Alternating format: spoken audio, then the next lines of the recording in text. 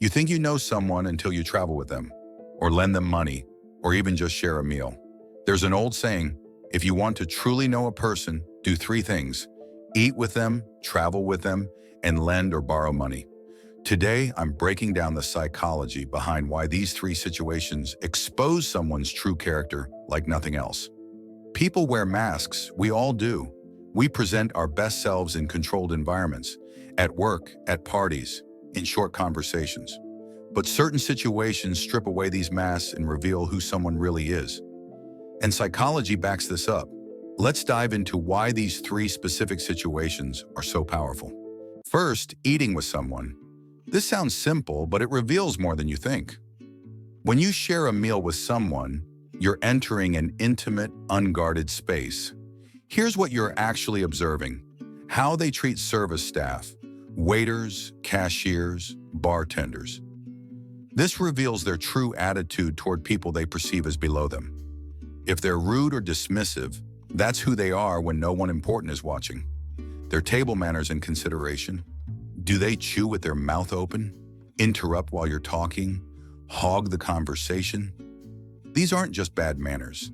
They're signs of self-centeredness and lack of awareness. How they handle the bill. Do they offer to split? Do they conveniently forget their wallet? Or do they insist on paying to assert dominance? Money dynamics show up even in small transactions. Their eating pace and style.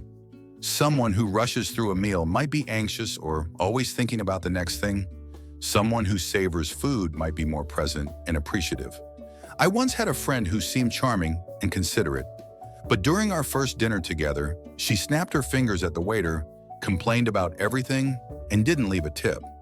That told me everything I needed to know. 6 months later, she treated me the exact same way when I couldn't do something for her. Meals create a casual, relaxed environment where people drop their guard. You see their manners, their empathy, their respect for others, and their relationship with control and gratitude. If someone can't be decent during a meal, they won't be decent when things get hard. Second, travel with someone. This is the ultimate personality test. Travel removes the comfort and predictability of daily life. You're dealing with delays, language barriers, unfamiliar food, exhaustion, and unexpected problems. This stress reveals someone's true character in several ways: how they handle stress and inconvenience, missed flight, lost luggage, wrong hotel room. Do they stay calm and adapt, or do they melt down and blame everyone around them? Stress is a truth serum. Their flexibility versus rigidity. Are they open to spontaneity and changes in plans? Or do they need everything to go exactly their way? Rigid people are often controlling people. How they share space and make decisions. Who gets the bed by the window? Who decides where to eat? Do they consider your preferences or steamroll over them? Power dynamics emerge quickly. Their hygiene and consideration. Do they leave the bathroom a mess? Take forever to get ready without caring that you're waiting? Small spaces amplify inconsiderate behavior. How they split costs. Travel expenses add up. Hotels, meals, activities. Do they keep track fairly, or do they conveniently forget what they owe? I traveled with someone I thought was easygoing, but the moment our train was delayed by 30 minutes, he became a completely different person, yelling at staff, sulking for hours, ruining the entire day. That's who he was under pressure. I never looked at him the same way. Travel creates sustained pressure in close quarters. You can't escape someone's true self when you're stuck in a car for 8 hours or sharing a tiny hotel room. If someone can't handle the small frustrations of travel with grace, they won't handle the big challenges of life with you either. Third, money. Nothing, and I mean nothing, reveals character faster than money. Money is tied to survival, power, and self-worth. When money enters a relationship, masks come off. Here's what you learn: their integrity and responsibility. If you lend someone money, do they pay you back on time? Do they avoid you afterward? Or do they act like you're the problem for expecting repayment? This shows respect and honor, their pride and vulnerability. If someone borrows from you, are they humble and grateful, or entitled and defensive? How they handle needing help reveals their emotional maturity, their generosity versus selfishness. If you borrow from them, are they gracious or do they hold it over your head? Do they make you feel small for asking? This shows whether they see relationships as transactions or connections. Their honesty about finances. Do they lie about why they need money? Do they exaggerate their situation? Financial dishonesty is rarely isolated. It bleeds into everything else. How they handle disagreements about money. If there's confusion about who paid for what, do they give you the benefit of the doubt or accuse you of trying to cheat them? A close friend once borrowed money from me for an emergency. I lent it without hesitation. Months passed, no repayment, no mention of it. When I finally brought it up, he got defensive and said I was being petty for even caring. That wasn't about money. That was about respect. We're no longer friends. Money strips away pretense. It reveals priorities, values, and character.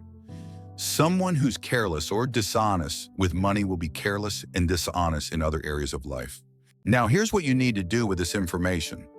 Life is short, too short to waste on people who treat you poorly when the mask slips.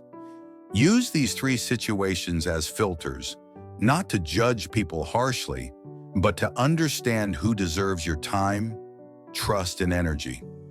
Surround yourself with people who are kind to waiters, patient during delays, and honest about money. These are the people who will show up for you when life gets hard. But here's the other side of this. Look in the mirror. How do you behave in these situations? Are you the person snapping at service staff, melting down over a missed flight, forgetting to pay someone back? If you want good people around you, you need to be a good person. Character isn't what you show when everything's perfect. It's who you are when things go wrong. So starting today, pay attention. Notice how people treat others when they think no one important is watching. And just as importantly, notice how you treat others in those same moments. Build a life surrounded by people with genuine character and make sure you're worthy of being in that circle too. Because at the end of the day, the quality of your life is determined by the quality of the people in it. Choose wisely and be chosen wisely. So why do eating, traveling, and money reveal someone's true character? Because they create stress, proximity, and stakes. They force people out of their comfort zones and into situations where the mask slips. You see how they treat others, how they handle pressure, and what they value? You don't truly know someone until you've seen them tired, frustrated, and vulnerable. These 3 situations guarantee you'll see all 3. Pay attention. People show you who they are, believe them. If this video changed how you see relationships, hit that subscribe button. Drop a comment telling me which situation revealed someone's true colors to you. And remember, where stars begin, psychology gets real. See you in the next one.